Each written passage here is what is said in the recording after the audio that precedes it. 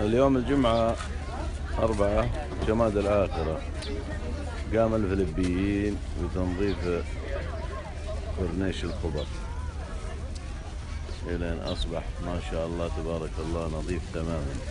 وهذولا هم بأكياسهم ما شاء الله تبارك الله، ليتهم يقتدون فيهم الناس الآخرين.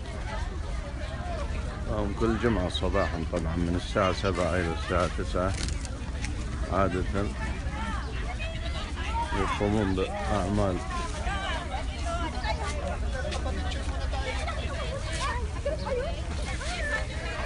clean and green. clean and green يعني نظيف and أخضر العشب، هذا عنوانهم. ما شاء الله تبارك الله، كل واحد منهم يقول الزعج عندي. نشوف اللي جمعوه ما شاء الله تبارك الله من الأكياس،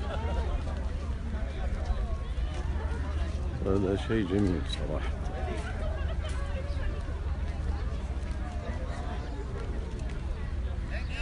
أتمنى أن يكونوا قدوة.